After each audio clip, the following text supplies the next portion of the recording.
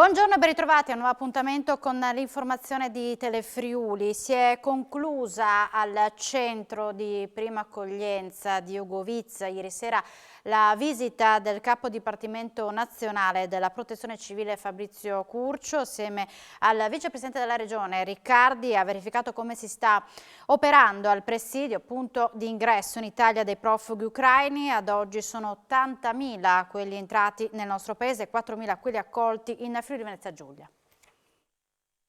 Sono venuto a vedere bene sul territorio quelle che sono le problematiche, come avevamo già detto la prima volta che siamo venuti qua in Friuli, cioè l'impostazione anche che abbiamo messo in piedi deve poi tener conto di come vanno le cose sul territorio, sul terreno, e quindi credo che la cosa migliore sia venire e cercare di comprendere, parlare con gli operatori che stanno sul territorio, ed è importante perché il nostro biglietto da visita, più del 60% delle persone che provengono dal territorio di guerra passa attraverso le frontiere di terra, e quindi è il nostro primo impatto, e quindi il modo in cui si accolgono, si verificano e si aiutano credo che sia un elemento di assoluta importanza anche poi per l'accoglienza che viene fatta nel resto del paese. Stiamo riuscendo a dare le risposte che sono necessarie a persone che fuggono dalla guerra. Noi su questo siamo impegnati e quindi cercheremo di dare nel coordinamento del Dipartimento Nazionale con tutte le forze di polizia, le prefetture, i comuni, stiamo cercando di dare le risposte che ci vengono chieste. Poi naturalmente, come ripeto, molto dipenderà dalla situazione, se evolverà o meno. Tutti auspichiamo che ci siano delle riduzioni dei flussi, perché significherebbe che allora forse la tensione in quel paese sarebbe ridotta, quello che auspichiamo tutti. Per due bambine ucraine rispettivamente di 7 e 10 anni oggi è stato un giorno che difficilmente dimenticheranno. Finalmente sono potute andare a scuola, accolte dagli alunni e dalle maestre dell'istituto Tina Modotti di Premariacco. Frequenteranno la prima e la quarta elementare, una scuola in fermento, pronte ad abbracciare le due piccole alunne che da quando sono arrivate frequentano anche dei corsi di lingua italiana 3 mattine a settimana. La SOMSI del paese, una festa per accoglierle, è stata organizzata in tutte le classi. Proposta della Lega per l'istituzione della giornata nazionale della memoria degli alpini, un'ottima notizia per rendere onore e non dimenticare mai chi ha sacrificato la vita per il nostro paese. Le penne nere hanno dato tanto a queste terre, in particolare tutti gli alpini che dal Grappa al Carso hanno combattuto per il tricolore durante la Prima Guerra Mondiale, la gloriosa Brigata Iulia, medaglia d'oro al valore civile per aver aiutato il Friuli e la Carnia a rialzarsi dopo il terremoto del 1976. Illustri corregionali hanno servito il corpo degli alpini in maniera valorosa, molti altri sono accaduti ed è per loro che questa giornata servirà per commemorare i loro sacrifici e ricordare le loro gesta. Grazie alla Lega, che non vuole dimenticare chi ha servito la patria, potremo festeggiare l'istituzione di questa giornata alla donata degli alpini a Udine nel 2023. Lo scrive in una nota l'europarlamentare e coordinatore regionale Lega Friuli Venezia Giulia Marco Dreosto. Ed ora andiamo a Udine. Dopo diverse segnalazioni da parte dei residenti per il manto stradale e i marciapiedi sconnessi, Via Rivi sarà completamente sistemata, utilizzando sistemi innovativi per consentire la fruizione anche da parte di persone con difficoltà motorie e visive. Avremo l'asfalto rifatto con un sottostrato abbastanza pesante che possa non creare problemi in futuro, e rifare tutto il marciapiede mantenendo e allargandolo, perché ci deve essere almeno 1 metro. Inoltre confluisce con via Quintino Sella, rifacciamo l'attraversamento pedonale, i percorsi tattilo-plantari, e quindi mettiamo anche come bellezza, vicino c'è la chiesa, va a confluire con la chiesa di via Grazzano, e quindi da via Grazzano verrà tutto bello e si completerà poi collegandosi con via Poscolle.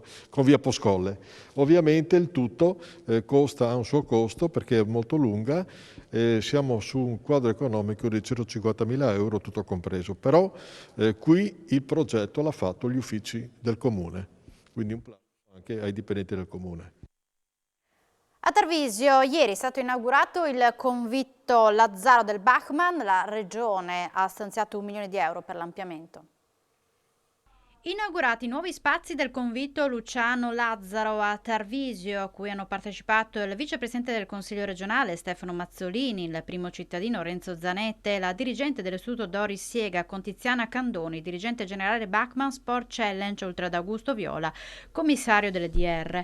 L'amministrazione regionale ha stanziato negli ultimi 4 anni circa 5 milioni di euro sull'edilizia scolastica a Tarvisio per interventi di adeguamento sismico e efficientamento energetico sugli edifici scolastici, oltre a quelli specifici sul convitto. Investiti 1 milione di euro che avevamo dato circa 1 anno e mezzo fa, per cui sono molto contento di quello che è stato fatto, cioè abbiamo recuperato un'ala completa del convitto del Bachmann, ma soprattutto riusciamo a dare una risposta a quelle che sono le esigenze della scuola e dei ragazzi, per cui un bel lavoro in tempi brevi e soprattutto portato a fine, anche se in realtà l'ultima tranche, che sono solo gli allestimenti delle ultime camere, verrà data in queste settimane. Si prospetta un lungo fine settimana di lavori nel cantiere della terza corsia dell'autostrada 4 Alvisopoli-Portogruaro. I tecnici della direzione lavori e le maestranze delle ditte appaltatrici si concentreranno sul cavalcavia della strada provinciale 251. Al termine delle operazioni verrà aperto al traffico il nuovo cavalcavia. Per fare questo sarà necessario un lungo intervento che si protrarrà per 72 ore, che comporterà dalle 6 di venerdì 8 aprile alle 6 di lunedì 11 aprile la chiusura della strada provinciale 251 in corrispondenza del cavalcavia. L'intera area interessata dal cantiere verrà infatti circoscritta per consentire agli operatori di spostare le barriere di sicurezza, raccordare le rampe del vecchio manufatto con quelle del nuovo, realizzare la nuova pavimentazione, posare la segnaletica verticale e orizzontale e posare il guardrail definitivo. Si terrà sabato alle Serre Berzot di Aiello la serata di beneficenza denominata Un fiore per la ricerca. L'idea nata dal titolare della serra Lorenzo Berzot con la collaborazione del comune di Aiello per raccogliere fondi a favore della ricerca oncologica. Si chiama Un fiore per la ricerca, la serata organizzata alle Serre Berzot di Aiello, dove saranno presenti diversi medici del reparto di oncologia dell'ospedale di Udine. I proventi della serata saranno destinati alla ricerca oncologica. Sarà una cena a scopo, poi tutto il ricavato sarà a scopo di beneficenza per il reparto oncologico dell'ospedale Santa Misericordia di Udine. Lorenzo è un amico prima di tutto. Quando mi ha accennato questa iniziativa ha detto che sicuramente personalmente gli avrei dato una mano al di là di del ruolo che rivesto. L'obiettivo finale è la cosa importante, quindi il fatto di poter donare una certa cifra all'ospedale di Udine per il reparto oncologico credo che sia un qualche cosa che è estremamente meritevole. È importante appunto la ricerca oncologica, proprio perché grazie a questo si possono salvare vite, e lei nella testimonianza. Sì. No? Stanno studiando il mio caso, anche proprio la dottoressa che mi segue ha detto che è un caso un po' particolare il mio proprio e vogliono studiarlo, e perciò io sono molto orgoglioso di questa iniziativa. Cambia il vertice della SAS Casarsa, la società calcistica che ha lanciato Brian Cristante. Dopo 17 anni di presidenza lascia Claudio Colussi, che si candida a sindaco, ruolo già ricoperto in passato. Al suo posto subentra il vicepresidente Andrea Bright, il cui padre guidò il club per molti anni.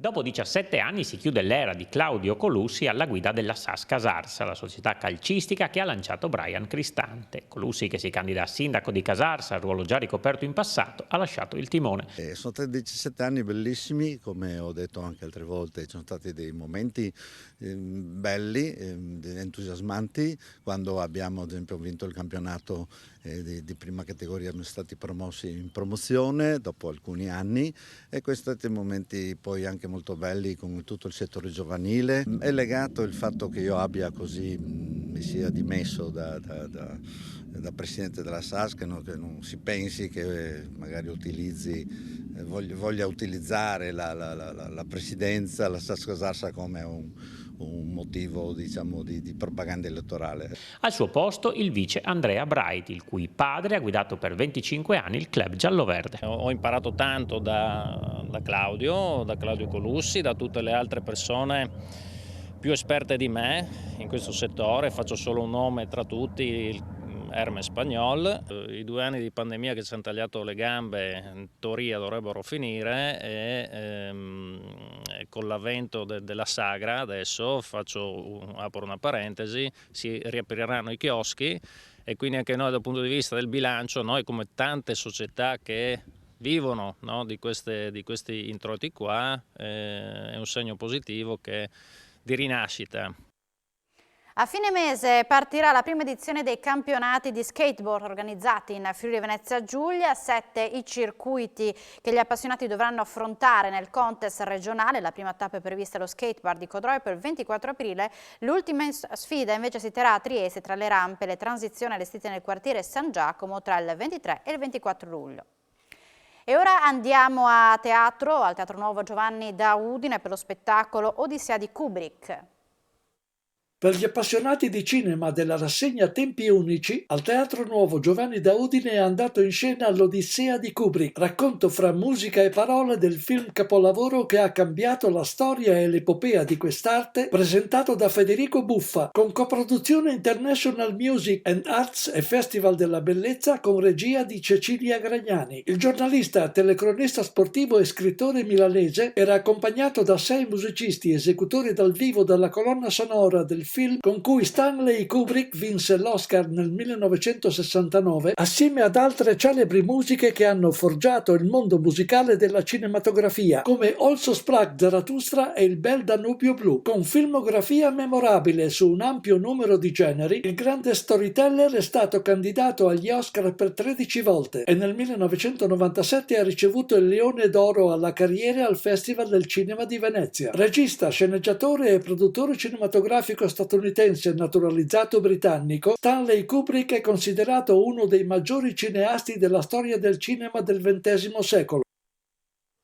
Noi siamo in chiusura, ma subito dopo la pubblicità appuntamento con A voi la linea. Grazie per l'attenzione e buona giornata.